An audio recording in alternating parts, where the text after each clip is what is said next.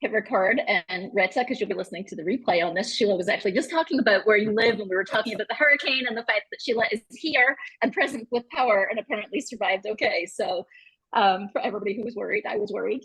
And this week's class is actually a really fun one, to me at least. I love this stuff. We're going to talk all about author brand and what is author brand? What does it mean to have an author brand? What do you need to do in terms of having an author brand?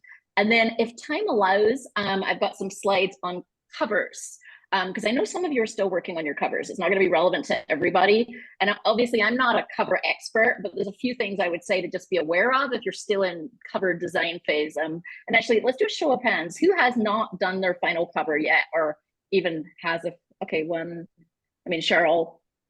Okay, so we're kind of half and half. Okay, so it is relevant to a lot of you. And it's more the production side, but it does sway into the marketing side. So I have a few slides if time allows that we can talk about cover.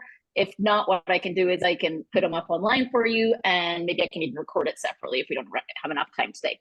So let me share, well, let me ask if there's any questions before we get going. Okay, let's go. This stuff's fun. I promise, it's really fun. It's a lot easier than last week's class. Okay, are you seeing a slide that says, hang on, I just have to find where my slides disappeared to. We're almost there.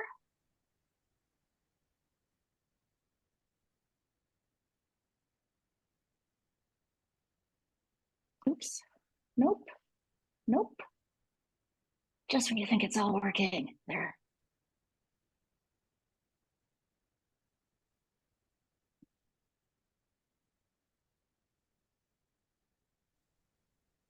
Wake up, computer. Come on, you can do it. You can do it. Yay. Are you seeing a slide that says Foundations, Your Author Brand, the Theory? Yes. Yay. Okay, perfect. So just every week, I'm going to start with a reminder of where we are. And we're still in the foundations piece of this. And we're on to the second item of foundations, which is author brand and platform. Last week, we focused on target reader and how do you get clarity with your target reader. And a lot of what I'll say this week depends on last week, right? You really need to continue with that work to get clarity on your target reader in order for all of this to work that I'm presenting to you this week. But that's where we are. And I'll remind you of our roadmap that we're now in weeks 2 to 4, which is our foundations. We've got one more week of foundations. And then we get into actually building the elements of your plan, starting with social proof and how do we build that credibility piece of your plan. So your author brand is broken into 2 weeks because it's a lot. So this week, we're going to talk about the theory. So how do you define your author brand? How do you set your color scheme and your fonts? I have a tool for you called a brand and promo toolkit. And if we have time, like I said, covers.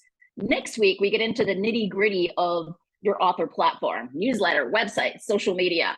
It's a lot. But I want to start with the theory piece of it because it's really easy to get lost in the weeds of all the stuff that people say you should do, right? Just take newsletters alone, and there are just a gazillion articles of all the things people say you should do in your newsletter. And I think it's really important to take it up a level and say, okay, what are the core elements we're trying to make sure show up everywhere? And that's what your brand is. So let's start with brand before we go into all the nitty gritty stuff. And just to put it in context of a slide I showed you last week that said, what were the most important factors when deciding whether to read a book?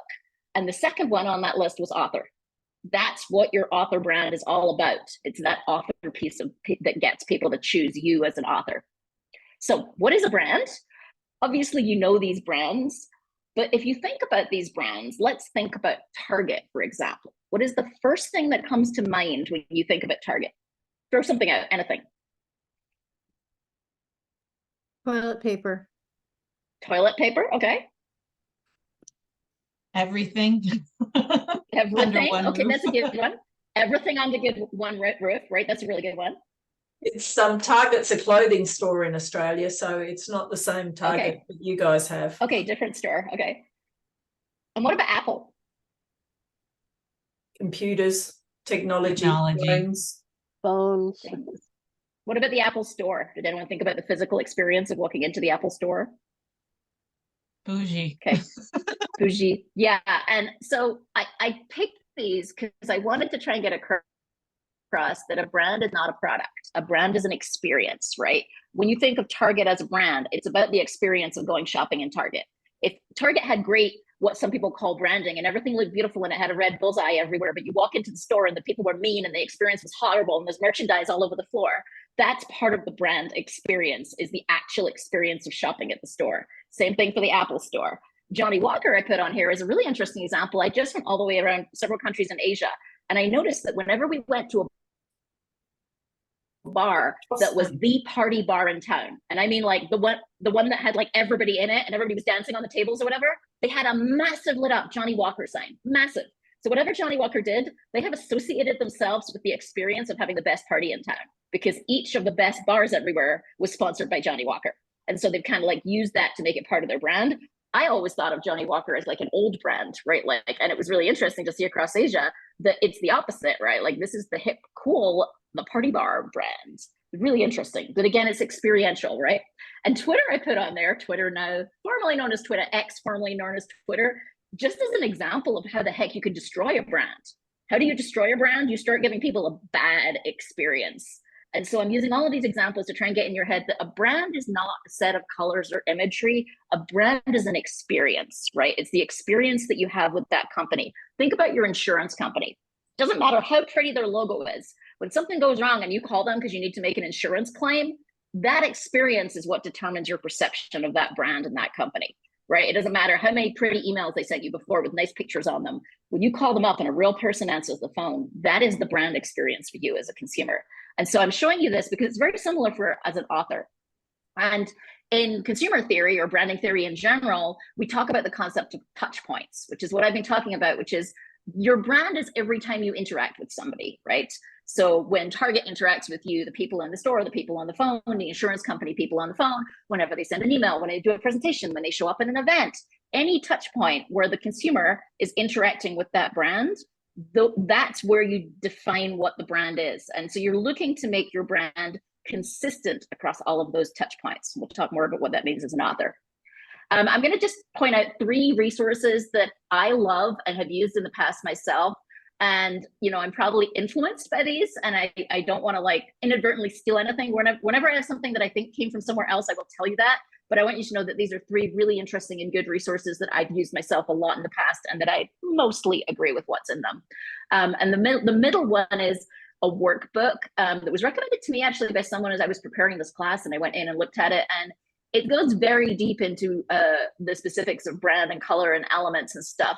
There's a few things I don't totally agree with, but if you want to go like deep into doing a lot of brand work, that middle one is actually a really interesting one to use. And the third one, Author Branding from Shayla, is a really good practical one that goes into email. It's much more a hands-on practical.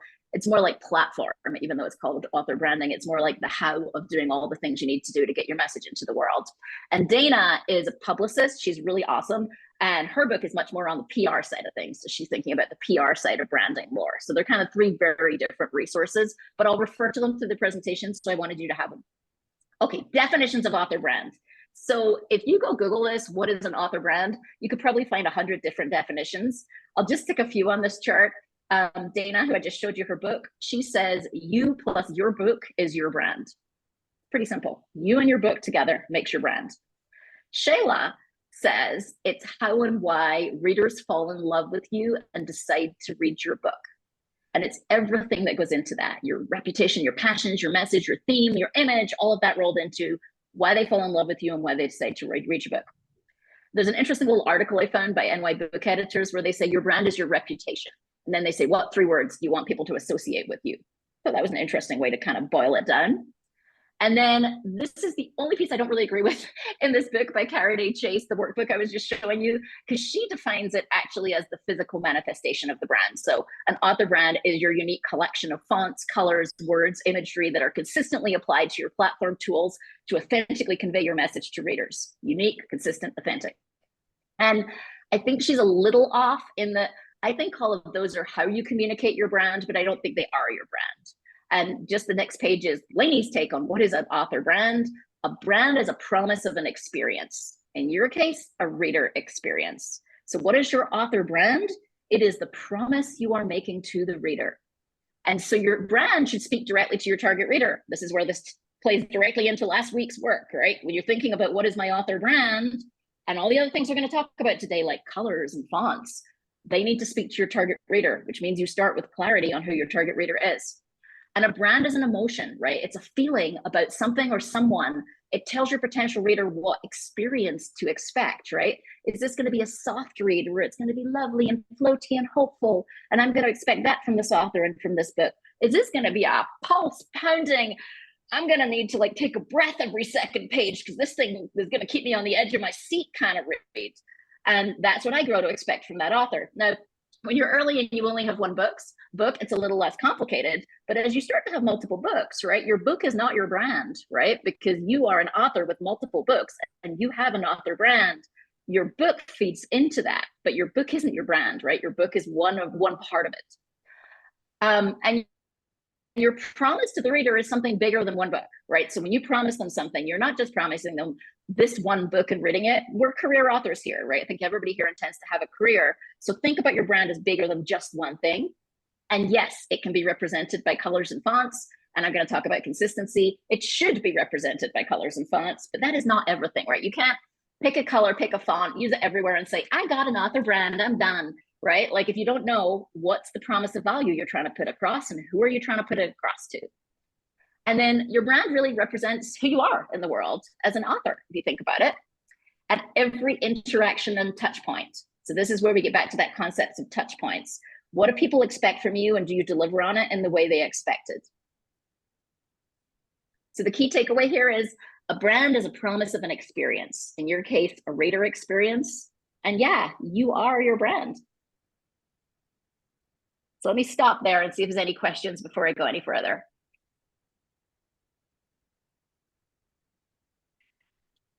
Go, Nancy, up, you're on mute. I know. I was like, so I have multiple manuscripts and they're all pretty different. So how do you adjust that? I mean, I do have a certain tone, I guess, because that's just how I write. Hang with that thought, and I want to come back in it when I get to taglines because I think that's a good point to answer it. Yeah. And if I don't, remind me, okay? Okay. Shall I keep going? Let's go.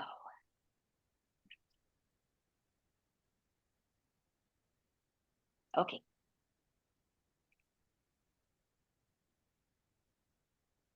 Okay, oh, look at that, author tagline. So an author tagline is a written representation of your brand. And so I'm gonna show you some here for fun. So, and these are good examples because they're not one book, right? This is not about one book, this is an author brand. So Ordinary Lives, Extraordinary, and see if you can guess who they are, okay? They're all kind of in women's fiction-ish space, women's fiction romance space. So Ordinary Lives, Extraordinary Stories. The Reigning Queen of Comfort reads. This is actually one that was given to that author and they've picked up and used everywhere. Best-selling author of emotionally charged domestic drama, keeping the fun and family dysfunction one book at a time. Author name brings to life compelling relationships that embrace family and enduring friendships, uplifting her readers with stories of connection and hope. The global sensation has sold over 20 million copies worldwide. Anybody got any guesses? Want to guess at any of these? Yeah, go for it. I just wonder whether Ordinary Lives, Extraordinary Stories is Sally Rooney. Could have been. It's a good one. It could have been. It's not, but it could have been. Yeah, fair enough. One of these, Cheryl, is your comp author. Emotionally charged domestic drama, keeping the fun in family dysfunction. Really? Is that Leanne Moriarty? No, it's the last one. It's the last one. The global sensation has sold over 20 million. I was interested in that. I guess Leanne Moriarty for that one too. So I actually think it's a good example of once you become Leanne Moriarty or James Patterson, you almost get so big that some of this stuff falls away, right? Because like E tells you nothing about what the author does, right? Like that is the tagline on her website, but it's a really good example. We were talking yesterday in coaching about she's become so big that she's almost like not targeting anymore, right? Whereas you pick a smaller author and you target their readers and you say, okay, I want readers like their readers. She's become so big and she's traversed so many categories that now she describes herself as just a big best-selling author with 20 million copies, which doesn't really tell you anything about what she writes, right? And James Patterson has a similar one, which is just like the multi-selling sensation. And so it's a really good example of like, sometimes you actually don't want to learn from the really, really big authors because they've kind of transcended the stuff we all need to do when we're not Liane Moriarty. So this is an example, and another example. I was thinking of something else where you get away with things like it's like, you know how people like to use J.K. Rowling's middle grade books, Harry Potter books, as an example of why you can write a middle grade that is over 100,000 words. And it's like, yeah, if you're J.K. Rowling, otherwise, no. And so this is a good example of that. Like, yeah, you can do it if you're Liane Moriarty, but for the rest of us, that's actually not a great example. So I put it on there deliberately to say like, after a certain point, not helpful. So here is who they are. Rochelle Weinstein. I think it's a really good one. Ordinary Lives, Extraordinary Stories. It also shows you that if done correctly, your brand actually does constrain you, right? So like, if she were to start writing books about Princess Grace, she would have to explain why it's an ordinary life and an extraordinary story, right? So like your brand does constrain you, but it's good because it's bringing you to a target market of people who care about that, right? To your target reader. The reigning queen of comfort reads, Catherine Center. She has amazing branding. I'm going to show you some other stuff from her later. This third one is Carrie Lensdale, our own Carrie Lensdale from WFWA. Debbie McLemore. I don't like the length of it, but I think it's interesting in its specificity of what she's providing, right? When you think reader experience, that is pretty specific, right? Compelling relationships, family, friendship, uplifting, hope, connection. That is a very specific reader experience that she is saying she's going to provide. It's actually the best example of a brand as a reader experience. So these kind of show you how when you've got multiple books, right, you can have a brand that traverses books. So let me stop there and ask Nancy if that helps a little, because I think it talks directly to your question of what do I do if I've got multiple books? Can my brand, be all over them? Yeah, that definitely helps. Yeah.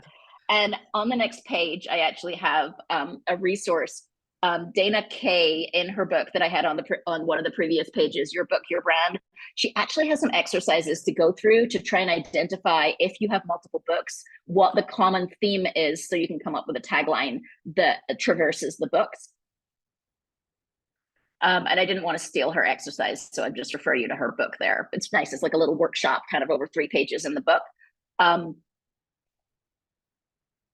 So do I need an author tagline, right? Like, do I need to go write one of these?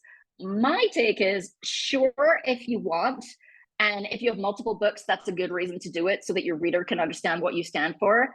Personally, for a first book, I don't think it's essential. I do not have a tagline on my website. I launched my book successfully without one. Dana Kay would have said I needed one. Her perspective is you need one from your very first book.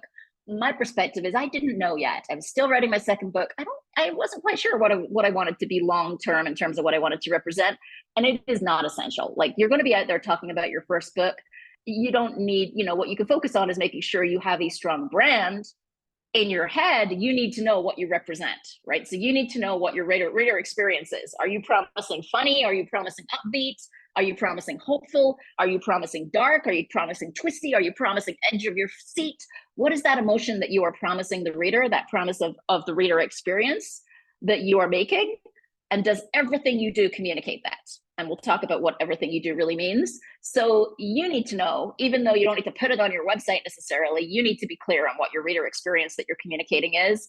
But you don't necessarily have to go off and spend hours trying to develop a tagline to put on your website unless you feel that is valuable to you.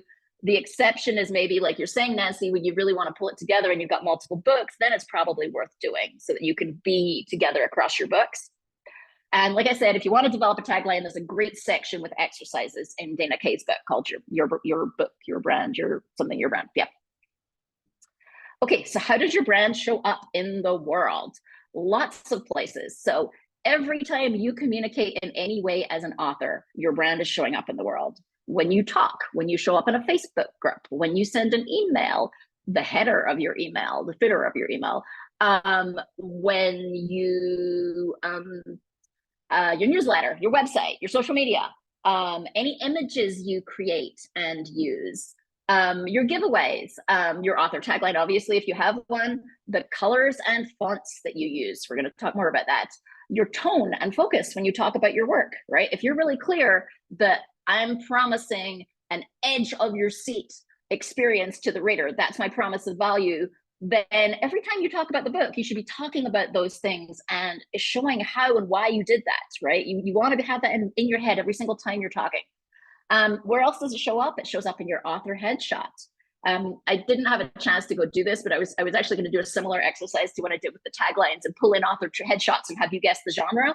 But if you go look at some of your favorite authors and look at their genre, so go look at like the headshot for a thriller author, you'll find it's more serious. It's got a dark background. They're generally wearing some darker clothing. You go look at the headshot for a women's fiction author. They're generally wearing lighter clothing. They're often in an outdoors location. They got a smile on their face. So your author headshot is one place that promise of value should actually show up. Your author brand should show up in what your headshot looks like. And it should show up in your bio and how you describe yourself to the world. And so these are just some examples. It should also show up in your content strategy, what you decide to talk about on social media, right? It's very relevant to what is that promise of value to the world. And maybe your cover. And I say maybe because we don't always have complete control of our cover, right? If a publisher is putting our cover together, we can't go like, oh, well, you know, my brand font as an author is, I want it to be in 14 font and I want it to be this color and I want, you know, some publishers are going to be like, no, this is our book, not your book, right? Like this, we're publishing this book. You don't get to specify exactly every single element on the cover. And so I said covers maybe, because if you're an indie published author, you have a lot more control here. And you can think about, is my cover on brand for the rest of my work, right? And it doesn't fit my author brand, and you need to. But I put maybe there just because of the nature of the industry we're in. So let me stop there, because I just threw a little bit at you. Basically, everything you do is going to represent your brand, all your interactions, all those touch points. And I'm going to talk more about colors and fonts and stuff. But any questions just with that piece? I've got a question, Lainey. It is a question. What is it with authors and telling you what dogs and cats they have? I don't get it. Every woman's author on the fucking planet talks about it. I'm like, I don't give a shit. I can tell you exactly what it is. In the workbook or the kit that I put together for you to build for yourselves, I actually have a section in there when I say write your bio in first person. And you will use this, or paste it in if you have it already. You will use this, for example, in Facebook groups. Whenever you do like a Facebook group takeover, you need to be able to write in first person. Hi, I'm Sheila, and this is what I care about in the world, and who I am, and what my pet is. And the thing I said in there is, you're looking for common points. You want to connect with the reader and show them that you have something in common. We all, as humans, want to believe we have something in common with each other, and pets are an easy one. I love dogs. You love dogs. A high percentage of the world loves dogs. So that's what that's about. It's just a way to let a reader find something in common with you that they can relate to. Interesting. But yes, that's why we have cats and dogs all over our author stuff, because readers can relate and it gets good engagement. You can actually see it on social media. Carrie Lensdale just posted, it's really funny if you want to go check this out. She just posted this really cute video of her cat, like one cat's on the chair and the other cat's underneath, and the cat basically goes for the other cat and bites his tail. And it got 60,000 views. And she like commented the next day, like, next time I need to put my book in the back of the shot when I'm filming my cat. Like, this is ridiculous, right? Like, it's just silly, right? On average, her post get a few thousand views, and then this damn cat video got 60,000 views in like 24 hours. So people love cats and dogs because they can relate. My dog on the table has become my Instagram feed. And that's what people want to see. Yeah. And so long as it's not all you post about. No, but that gets the most hit. That's like everybody Exactly. comments. Yeah. And there are people who will tell you, no, you shouldn't post about your dog because it's not relevant to your author brand. You're not a dog sitter. You're not a dog this. You're not a dog that. I disagree. I say we are humans, right? And our author brand is us. We are our author brand. And we as humans care about multiple things, including our dogs and our pets. And so why wouldn't we share that? It's part of who we are. So like, yeah, you shouldn't be 95% cat and dog on your feed, but I say, why not? I think it makes you human and it gives readers a connection point, something they can go, oh, me too. Lynn-Ann Morarity, again, to go back to her, on her website, if you click on the learn more about me, it's written in the first person and it's hysterically funny. and self-effacing, and all about when she met Reese Witherspoon and Nicole Kidman and how she almost tripped when she was going up to like get an Emmy or something. But it's all of the glamour of her life now, but it's told in the voice of the books that she writes that I love. And I'm such a fan of hers, but I felt when I went to her website looking for examples of all of this, that I was getting a little bit of a glimpse into her as a person. And I was so glad that the person on the website matched the person who is telling the stories in the books, if that makes any sense. Brilliant example, because one of the points I make in here is the more consistent you are, the stronger your brand. So that's a brilliant example of, she writes humor, and you go to the website and guess what? She's humorous. The same tone, right? The same humor on her website describing herself as in her books. So that strengthened her brand, right? It made you love her even more. So that's, the more you are consistent, the stronger your brand. And so that's why I'm really emphasizing, like, you want your brand in all your touch points. Every time you pick an image off some image site, whatever site you're using images from, look at the color of that image, look at the tone of that image. Does it match your author brand? Does it match your promise of value? And the easiest way to do that is we're going to pick some colors, right? And we're going to say, does it match the damn color? And then we'll make sure it matches the color. But every time you pick anything, you do anything, you're really asking yourself that question: does it match my author brand? So let's keep going. But that's such a great example. Thank you. So what the heck is author platform? You hear this term a lot, so I'm going to give you Lainey's take. Platform is your methods of reaching out with that reader promise, often referred to as your reach. So your presence online, your following in social media, your email newsletter, your prominence in an association. Platform can be a real life thing, okay? It doesn't have to be online. If you are, I'll give you an example, memoir writers, if they're writing about a particular topic and they are very prominent in that association on that topic, that is part of their platform when they go talk to agents and publishers about how they're going to sell their book. Platform can be real life stuff. It doesn't have to only be online, social media, etc. It's really any other way that you control light, because none of us control what Instagram does day to day, but that you control to touch readers. That's what I think of as being your platform. So your platform is one of the many ways that you can go out there with your author brand, and your platform should totally be consistent with your author brand because you control it. And I don't get too wound up on platform as a specific, but that's kind of how I differentiate in my head, brand versus platform. I don't always find platform to be that helpful a term. I find it's used so many different ways to mean different things. The key takeaway, though, is the more consistent you are in every touch point, the stronger your author brand. So that's the key thing I want you to remember. Consistency, consistency, consistency equals strong brand. It's not just to be anal. It's not just to be annoying. It actually is what will build your brand. When a reader experiences you in 3 or 4 different places and they experience the same you, right? The same you can be the colors. It's not just, physically you look the same. You can get a haircut. It's the way you are portraying that reader experience is consistent across all of these touch points. And I'm going to show you some examples. I hope that's next. Here we go. Examples of author brands. So Carrie Lunsdale, we talked about earlier. So you can actually see the tagline that I pulled out there. It's me, best-selling author of your favorite emotionally charged domestic dramas, just doing my best to keep the fun and family dysfunction one book at a time. And if you look on the bottom right, that is actually a representation of her different readers clubs. She has Carrie's Beach Club and Carrie's Tiki Lounge. These are Facebook groups that you can join as a reader. They're kind of her fan clubs. And then Read, Relax, Repeat is a book box that she has partnered to create that is a monthly book box that you can sign up for, which is not only Carrie's books, it's got others' books in it.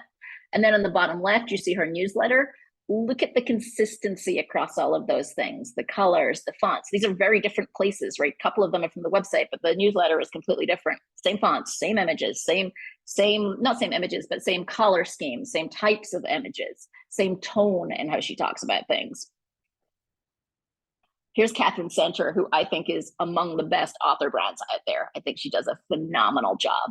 And just to show you how brand reaches out of just, what you do on your website, because a lot of people think brand is like, well, I get my colors on my website and then my website looks all beautiful and author brandy, right? And I'm done.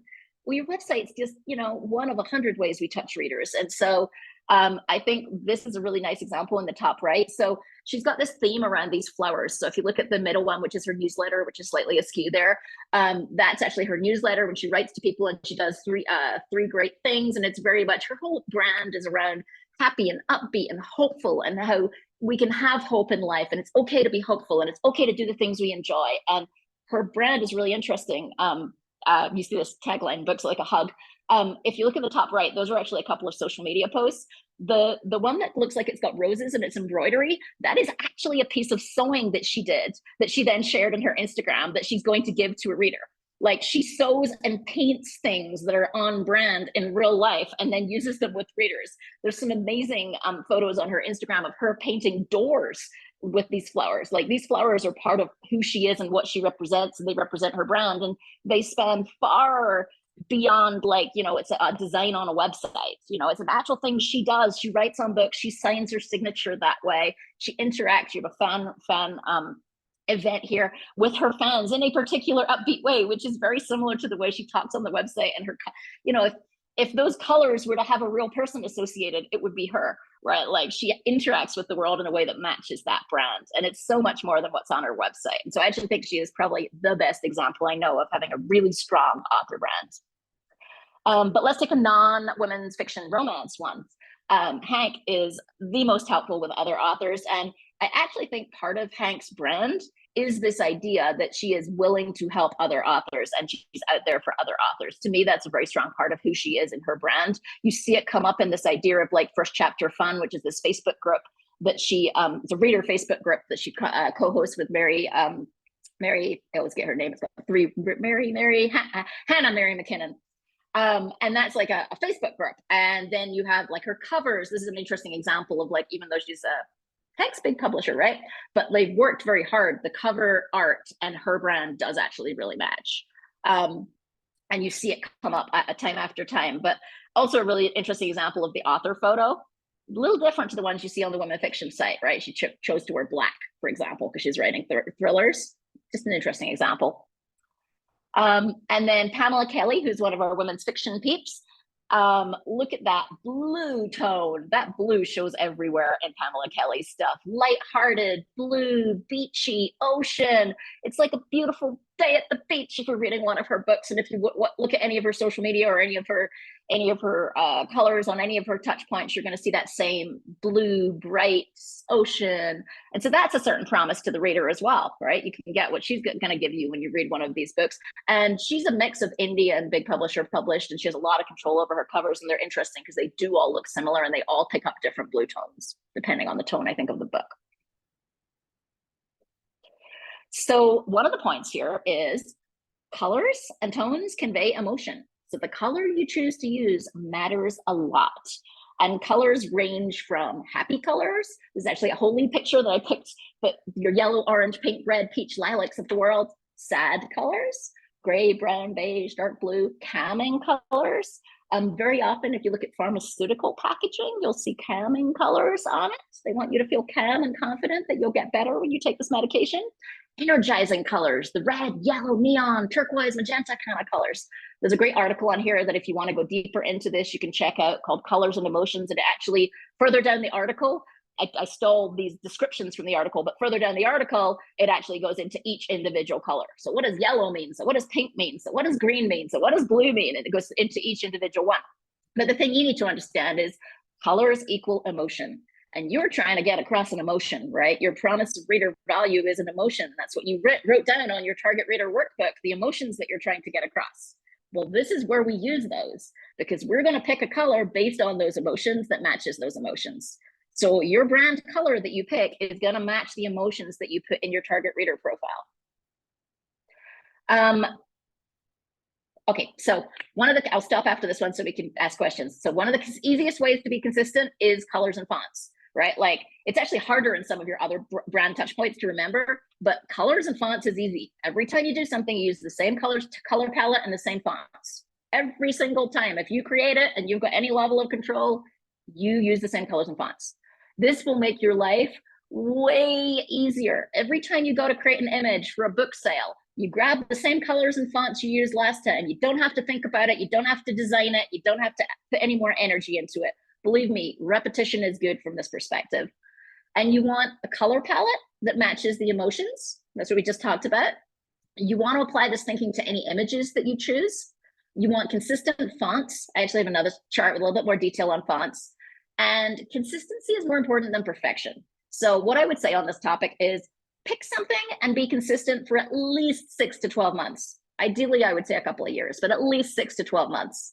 And the advantage of doing that is that people won't necessarily understand why. It's really interesting, the psychology of this. If you consistently use the same color and the same fonts, people won't understand why, but they'll sense that you're a professional author and that you are creating high quality work. That is what our brains do when they see consistency. They go, ooh, consistency means quality. And they conclude that your stuff is quality. So that's the big benefit to you, in addition to getting across the right message, is this idea of readers will believe it's quality if you can be consistent, especially with colors and fonts. So I have a little bit more on how to pick your colors and fonts, but let me stop there and see if there's any questions first. I have a question. So we're told that the algorithms favor you if you post like every day, and you may or may not believe that, but you're told to post consistently. So we kind of like look for things to post about. So if my colors are green for calming, and I'm out and about in the world and I see a beautiful pink flower bed, I want to post the pink flower bed. Part of me wants to post the pink flower bed because the algorithms say post consistently every day, and that's like the best thing to post today. But it's post the flower bed. Don't worry about it. Don't worry about Okay. it. Post the flower bed. Like I actually think in social media, consistency is more about the 3 content buckets that you choose than it is about putting the same colors on your Instagram grid. Like, it's nice if you can be color consistent, but you would drive yourself nuts if, people do it, right? You see people's Instagram feeds where I don't do it. Or but if you look at my Instagram feed, it is mostly upbeat and happy and bright colors. Even though I'm not there's not a color on my Instagram feed, but you won't see me post a lot of dark, shadowed images, because that's not who I am and it's not my brand. Now, that doesn't mean I wouldn't. Like the one you just posted about Jacksonville and what happened in Jacksonville, I would totally post that, because that would make the point that it is not okay and it's not a normal day. And so like it's fine. I would not get, if anything, if you're a bit consistent, that means when you go out of it, people really pay attention, right? Like if you do something completely off. But I don't think, I know some people do like the same colors in all their Instagram posts, and you can stick a filter on top so that it all looks a bit more consistent. And that's an easy fix, is just to filter everything through a common filter. But no, post the pretty pink tree. Don't drive yourself nuts. It's interesting that you brought up that post about Jacksonville. And for those who don't know, it was a very close-up picture of a Black lady crying because we had a racist person kill Black people here. And I almost didn't post it because it's kind of not on brand, and because I think that it's a downer, and I don't want my Instagram feed to be a downer. And I've had more people like that than any post. So I think it fits your out of the realm of what I normally post. But and go back to, you are your brand. This is something you, Sheila, care deeply about. So why the heck wouldn't you share that and post about it? I think it's perfectly on brand because it's you. Right. So just to make sure I know what you said something about your 3 content buckets. And I assume that means that you need to have 3 buckets, and most of your posts need to be in those buckets. Next week, we're going to do social media next week. I'll time out that Yep. question then. Okay. I promise we will talk about content buckets next week. Okay, let's keep going. Lainey, I had a question. I don't know what my Oh, cover's sorry, gonna, go ahead. I don't know what my cover's gonna look like yet, but I have gone ahead and worked with someone on revamping my website. So I have no idea if these are gonna match or not. I just went with colors that I like. Mhm. Do I need to go back later and change the colors on the website to match the cover? What, Okay, you're the best straight person ever. Like you're always like, Christine always has like, this is my question. And I'm like, oh, look, the next slide. So how to pick your colors. So some thoughts here. Okay. You're going to need some primary colors for text. When I say primary, I should use a different word. Some dark colors, right? Don't try and do pink text all over your website. So dark colors for text, okay? I'll try and fix that on the slide. I don't mean primary colors. You're going to need some dark colors for text, darker fonts that show well on a white background. And then you're going to want some contrasting colors. And what is that color, that blue, that pink, that yellow, that orange, that contrasting color that you can use in your imagery? And the next page, I've got some resources to show you how to do this, but there's a couple of ways you could do this. You could do it yourself. You could start with a color and then build a palette around that color. And I've actually given you some websites that if you start with one color, it will build you potential palettes that go with that color. Generally, you want contrasting colors. Or you could hire a professional web designer, just like you did, Christine, and you could pick up the color scheme that they decided to put together for your website. You may already have a color scheme based on what they did for your website, and now you're just going to take it and work out what the codes are and apply it across everything else. So like you could totally pick that up and that can become your color scheme, assuming your web designer understood the reader promise that you were trying to make with your brand, right? Does it fit your reader promise is the key question.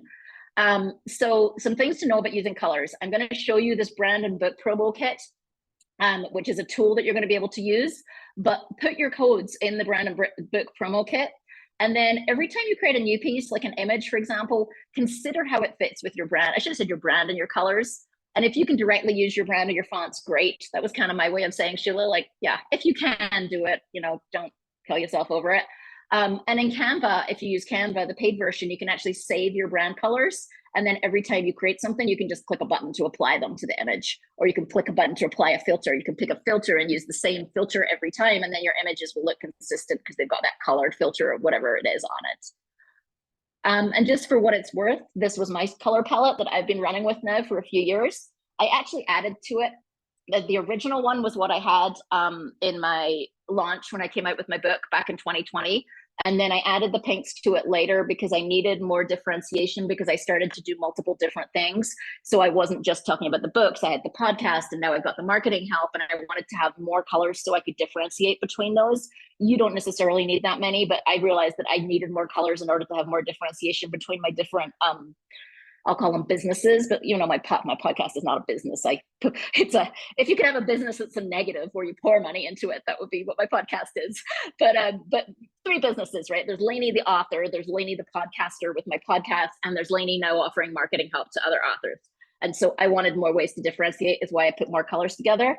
But what you're going to want to put in your book, your kit, is these codes that you see on the left-hand side that represent the color. That's your web code for the color. And those will work almost anywhere. So if you're in Canva, or if you're in some other design site, or if you're working with a designer, or if you're working on a piece with a printer, printers are different, but most of the time that code will be what you need in order to recreate that color somewhere else. So you want to have those codes saved so you can just copy paste them into whatever tool you're using. Yeah, Cheryl, what's the question?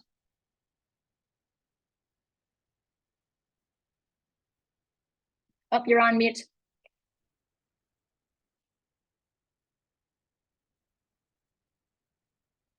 Is it me? I can't hear you.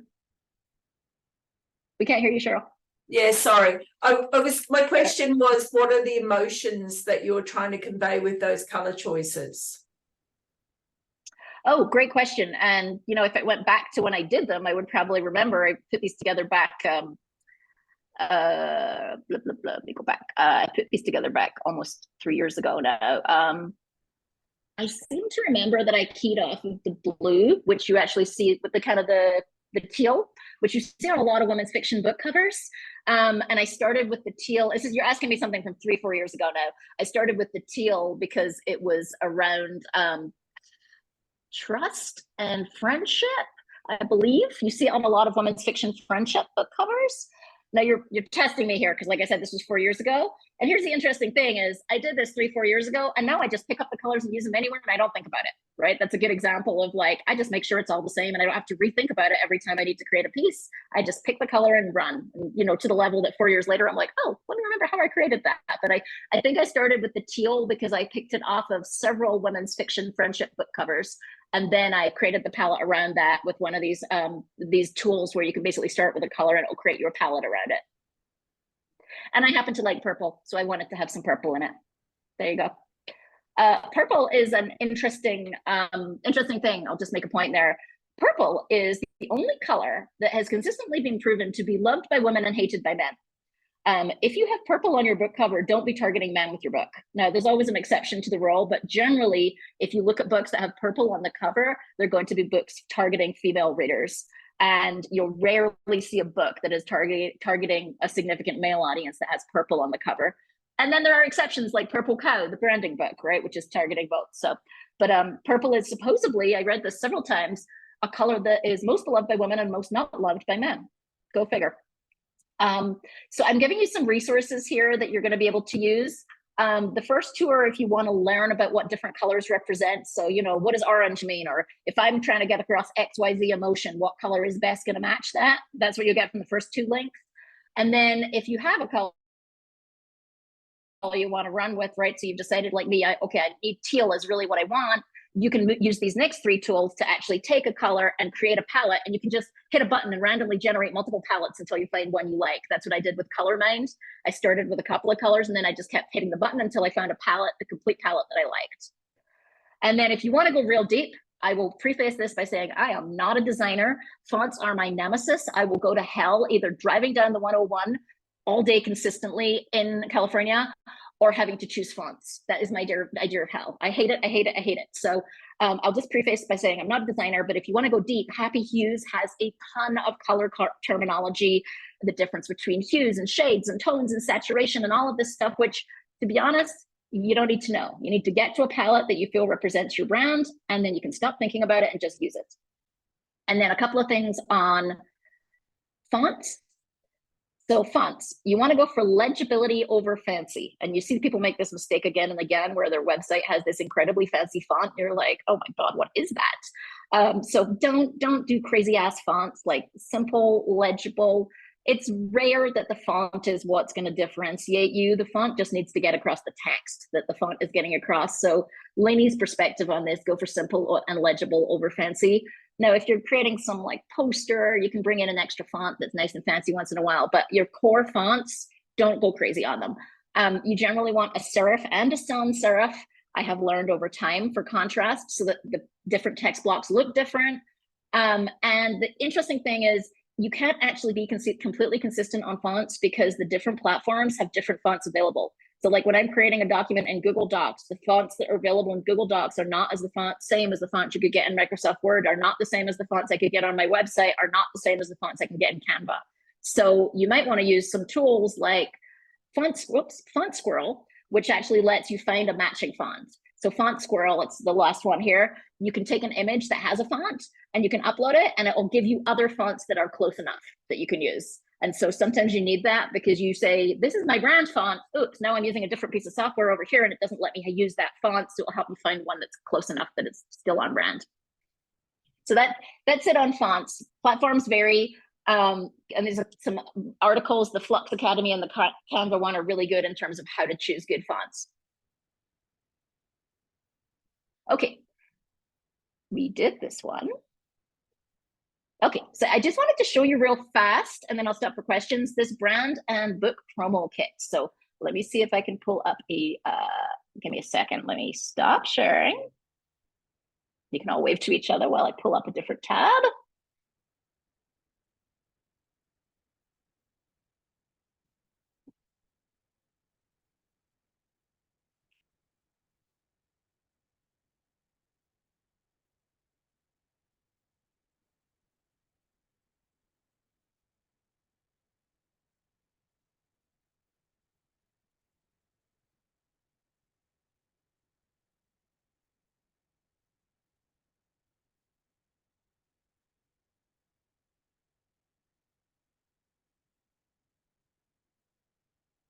Okay, let me share again now.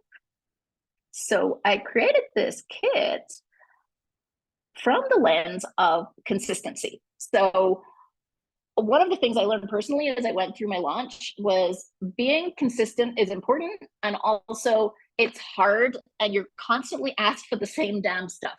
So as you go through a book launch, what happens is you're talking to a Facebook group or you're pitching a podcast or you're talking to someone who asks where your book link is, or you're in a live event, or you're talking to a bookstore, you consistently need the same dang things again and again and again. So I thoroughly recommend putting these core things that you will need in one place for you. And so I'm just going to show you what I'm recommending putting in there. And this is your homework for this week, but you can choose when to do it. Okay. So if your launch isn't for a while, you probably don't need to do this yet. And if you haven't yet worked out your target reader, that's way more important. Get your energy there and keep it there until you're done with that. But when you're getting to the point that you're starting to actually do things for your book launch, like I think Sheila's probably at this point already, this will be hugely valuable because it will save you from searching around your hard drive. And don't underestimate that if every time you're asked for something, it takes 10 minutes to find it on your hard drive, by the 100th time you're asked for something and you've searched for 10 minutes, you have wasted days of your time. And I know you're like thinking like, Lainey, I don't lose things on my hard drive. You will. There's just like, you keep getting asked for the same stuff. So let me show you what's in here. So the first thing is your brand kit, which is your brand colors, right? And you're going to have your number, your name, your codes, like we talked about earlier, your chosen fonts. You've got to write them down so you have them in one place. Your imagery.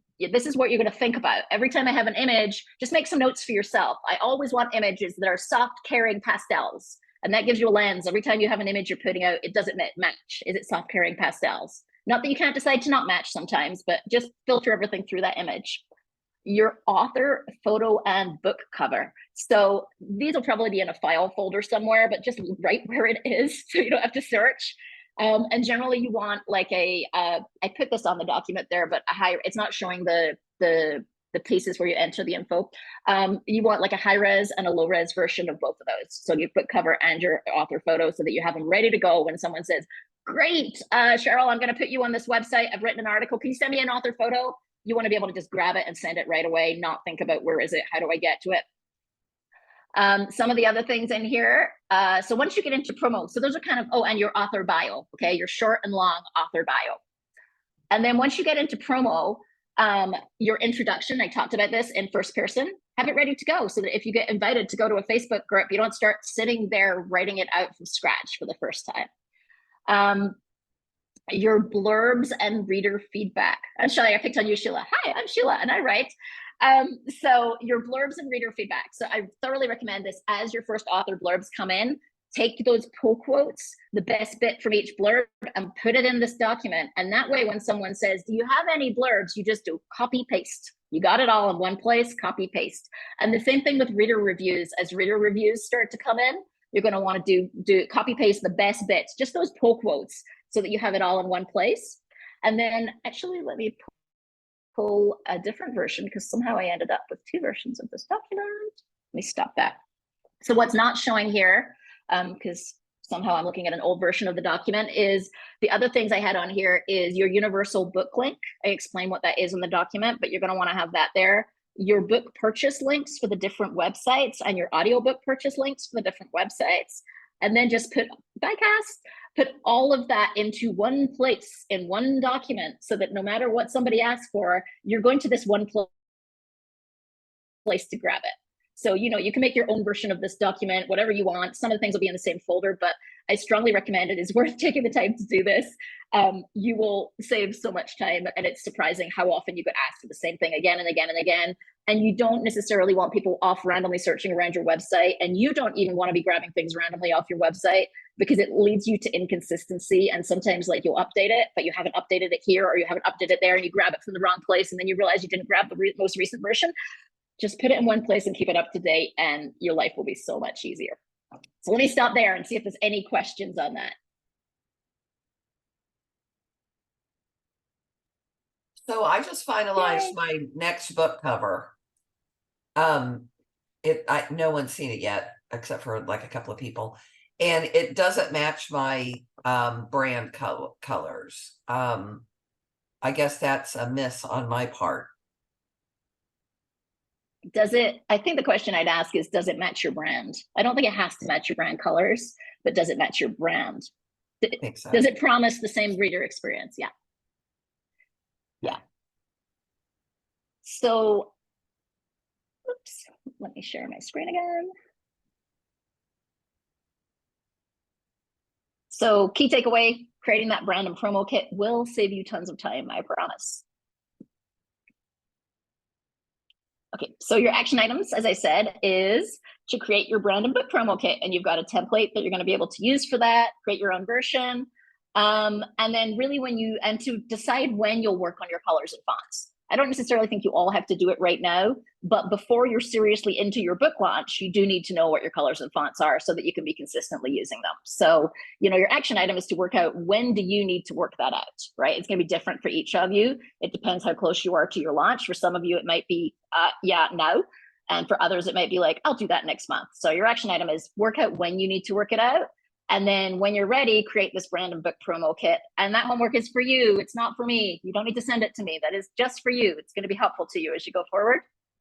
And then I'm going to just quickly show you a couple of things on book covers. I'll stop at the end and ask you whether you want me to record or schedule or record a deep dive session, a deeper dive on covers, but just a few things to know. Yes, covers super duper matter. Don't judge a book by a cover is the worst advice ever, because our readers do. Our readers judge that promise of what the book is by the combination of the cover, the title, and it's actually the cover and title together, and the back cover copy, right? They're using those things to judge what that promise of that experience of that book is. And so it's very important that your cover does promise the correct experience, right? And I'll say a couple of things about what that means, because it's an extension of helping the right readers find your book. An amateur cover is assumed to be an amateur book. That's all I can say. Like, if your cover looks amateur, readers assume the book is amateur too. And the single most important thing about your cover is it needs to fit within your genre and convey that type of read. Again, with the emotion point, what is the reader promise, that reader experience? And just a side note that covers and thumbnail size really matters. It's a big mistake that people make sometimes is they don't look at their cover mocked up on an Amazon page. What I recommend is to take the Amazon page, take a very, very small version of your cover, put it on the Amazon page with 20 other books and see what it looks like. And you'll know right away if it's like, oh shit, it just looks like a purple blur. It doesn't mean anything. You can't do anything with that. So just make sure you're looking at the thumbnail size. When I say that genre is the most important, I just want to give you an example of what I mean. So if you take the category that you are in on Amazon, so in this case, for example, it's mystery, thriller, and suspense, mystery, women sleuths, okay? And you look at the covers in the top 20, top 30 in that category, your cover needs to belong here. It needs to look like it should be there with those other covers. And you're going to see really common themes across the covers in a category. Look at the fonts on these covers. Look at how close the choice of font is across all of these covers. With a few exceptions, it's capitals, it's big. The title of the book is actually bigger most of the time than the author. It's got some very specific colors that are consistent. Let me show you another example just as in comparison. Here's women's fiction humor. Look at the difference in how consistent those covers are in that category. So I don't have time right now to go deep into covers. I do have some more slides, and I actually would be happy to share something I put in here, which is how I did the brief for my cover for my publisher. And I actually went and looked at the different women's fiction categories, but I want to be sensitive to your time. So my question is, was that enough on covers, or do you want me to record like a 20-minute deep dive and go further on covers? I'd love a 20-minute deep dive. Okay, I love a all deep right. dive. Really helpful. Okay, All so of this I is can so just helpful. Okay, so I'll do it as a recorded session, and then if you have any questions, you can just ask me after the fact, or ask me. Let me check now. Does anyone have cover questions that I can make sure that I cover in the deep dive? Yeah, go Cheryl. I just wanted to appreciate you talking about how long cover fashion lasts, because it seems to me that the florally things are, well, they were big a year or so ago, and then I'm not seeing quite as many of them. So it's just sort of thinking, how long does a trend last? I don't know.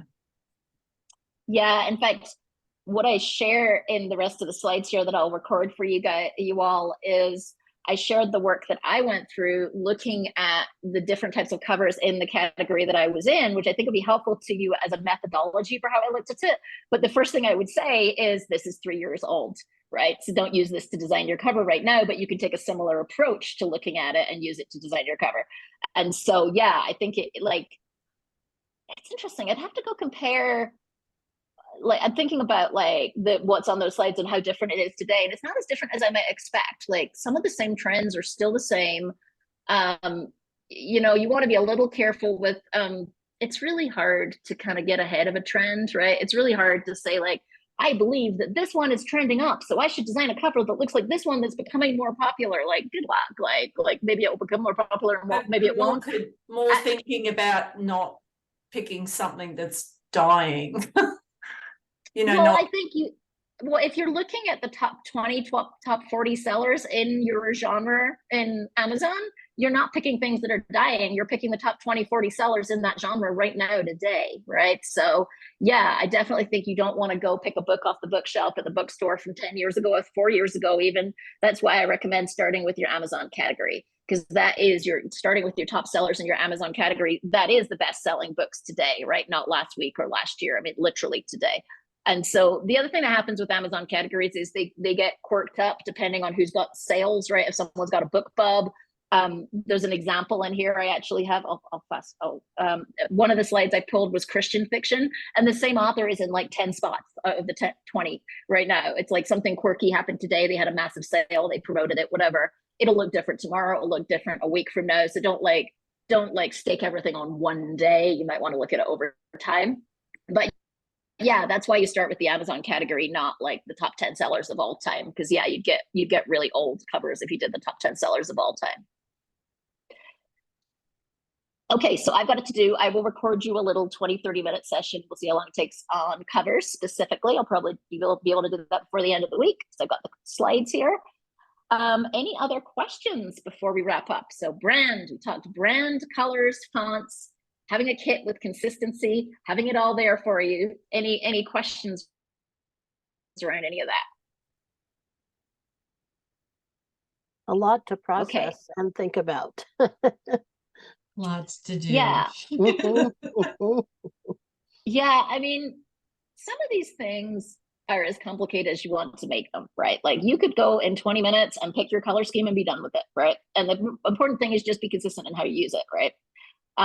But you know, you can also go hire a designer and have them look at it and have them design it for you. And you know, some of these are as big as you want to make them, right? And so some people do. Some people hire designers to design their brand colors for them, and that's a thing. You'll find I'm more on the, if it doesn't really have to be made into a big deal, just keep it simple. But okay, I will let you all go absorb all the information. But the key things to take away: consistency, work out what your promise of value is to the reader, right?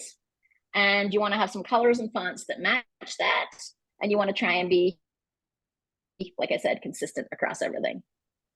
And your cover may or may not be a direct match with those, but it better be in genre and match the ones in your genre, which is more important, right? It's way more important that Sheila's cover looks like it belongs on the same page as the other books in that genre than it is that it matches Sheila's brand colors on her website. Okay, thanks everybody.